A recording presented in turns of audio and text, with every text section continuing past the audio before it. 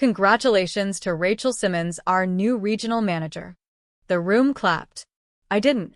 I just sat there frozen, my smile cracking as I tried to process what I just heard. That title was supposed to be mine. I had worked for it, bled for it, stayed up nights building the expansion plan that she presented last week, as if she came up with it herself. We were in the conference room of Langford and Company, one of Chicago's top retail firms, on a warm Monday morning. Coffee cups clinked, small talk buzzed, but all I heard was the thud of betrayal in my chest. Rachel stood up, acting surprised, hand over her heart, fake tears glossing her eyes. She made a show of hugging Mr. Green, our director. And I, Maya Walker, just sat there, invisible, burning from the inside. My name is Maya Walker. I'm 33 years old, born and raised on the south side of Chicago. My mom always told me that success doesn't come with shortcuts, only with scars.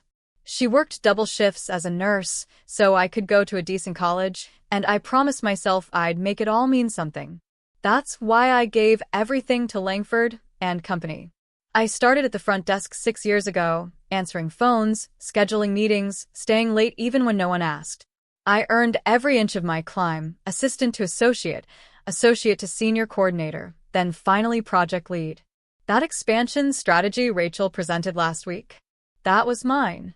I drafted every slide, built every financial model, stayed up for 3 nights straight fine-tuning every bullet point.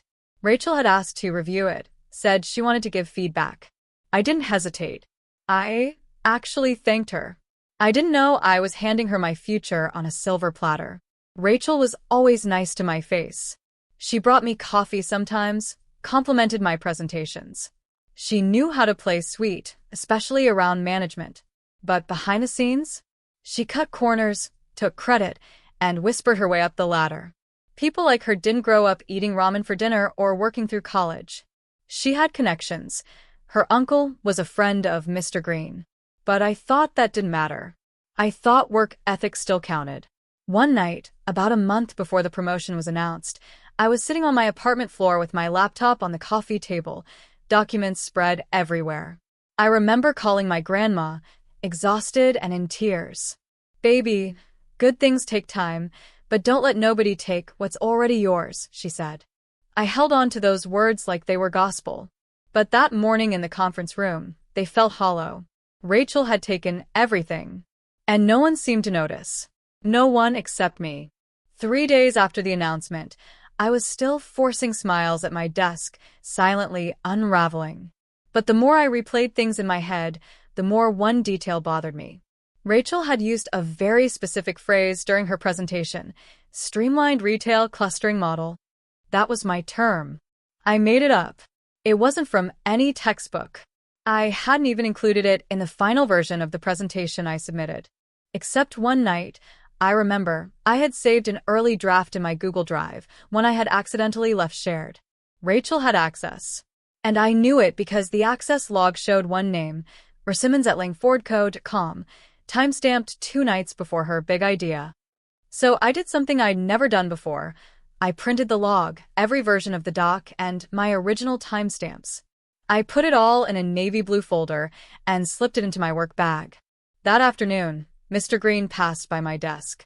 "Still keeping up that stellar work ethic, Maya?" he said with a smile. I smiled back, calm, composed, but my heartbeat was a war drum. "Actually, Mr. Green," I said as I stood up, folder in hand, "you might want to take a look at this before we move forward with any transition plans." His brow furrowed. I handed him the folder, watched as he flipped through the pages, and watched the color drain from his face. The next morning, I was called into HR. Rachel was already seated when I entered, legs crossed, arms folded like she had nothing to hide. Mr. Green sat between us, eyes cold, face unreadable. Karen from HR looked uncomfortable, as if she'd rather be anywhere else. "Maya," Rachel started sweetly, "I hope you know how much I value your contributions. Whatever misunderstanding this is, I'm sure we can clear it up." Her voice dripped with false innocence. I didn't sit.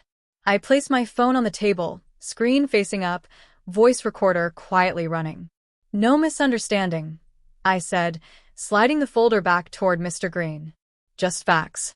Document access logs, timestamps, draft comparisons, and an email I sent you, Rachel, the night I asked you to review my strategy. She blinked, her lips tightening. Karen opened the folder and started reading. Mr. Green didn't look up. I believe Rachel presented your work under her name, I continued, steady and calm. That's a breach of company ethics and intellectual property. Rachel scoffed. Seriously? You're accusing me of theft? You shared it with me. I improved it. That's what collaboration looks like. Collaboration means giving credit. You removed my name from every slide. And you know it. Mr. Green finally looked at her. Rachel, you assured me that proposal was entirely yours. She paused. It was mine. I just built on her foundation. Built. I repeated. You didn't even change the fonts. Rachel's confidence cracked. Okay, Maya. Let's be real. You're brilliant, yes, but you don't have the presence. You're too quiet, too internal. I knew you'd never push for that promotion. I was just helping you. Helping me? I laughed bitterly. By stealing my work? That promotion needed a face, she snapped. Someone who can own a room. You're not it. The room fell silent. Karen cleared her throat. Mr. Green, this is serious. If this documentation holds, we're talking about clear ethics violations. Rachel's eyes darted between us. You're just jealous, she hissed at me. You couldn't handle that I was chosen. No, I said softly. I just couldn't handle betrayal. But I can handle justice. I turned to Mr. Green. I've respected this company from day one. But if this is how loyalty is rewarded, I'll be taking this folder to legal counsel next. He didn't answer. He just nodded slowly. A week later, Rachel was reassigned to another department. Quietly. No announcement this time. Meanwhile, I was called into a meeting with the executive board. Mr. Green had personally presented my case. They were reviewing internal promotions again. Turns out, they weren't just impressed by my strategy. They were impressed by my spine. By the end of that week, I wasn't sitting at my old desk anymore. I was sitting in Rachel's glass office, my new office, as regional manager of Langford and Company. My first day in the new office was strangely quiet. The glass walls, the polished oak desk, the corner view of downtown Chicago, it should have felt like victory. But all I felt was a long exhale, like I'd been holding my breath for years and finally remembered how to breathe. I placed a framed photo of my mom and grandma on the shelf behind me.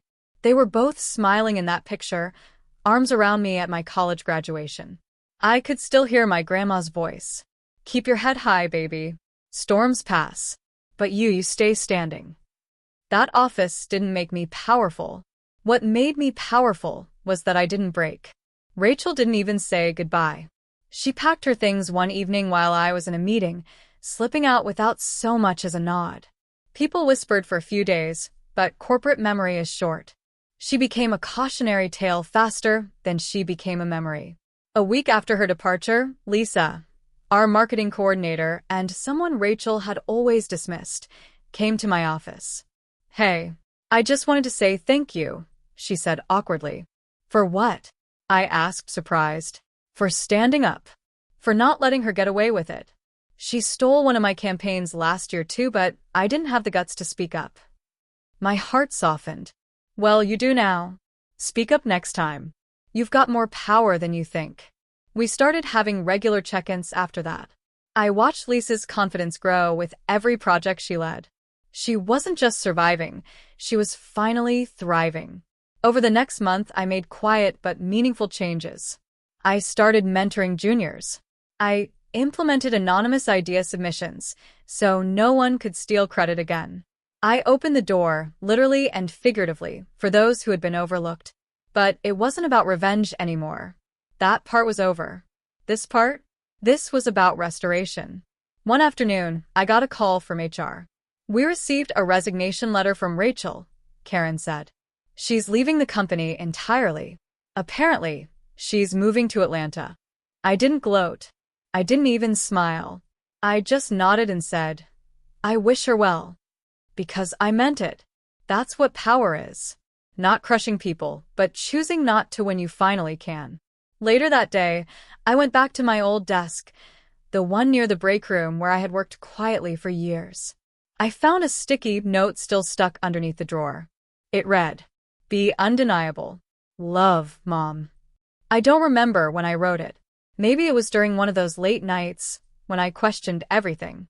But seeing it now, I realized my mother had been with me this whole time. So had my grandmother.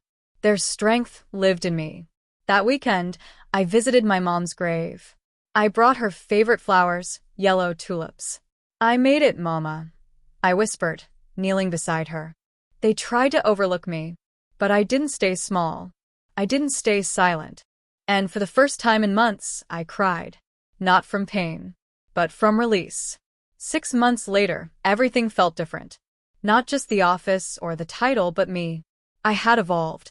Not into someone else, but into the woman I always was underneath the pressure, the silence, the dismissals.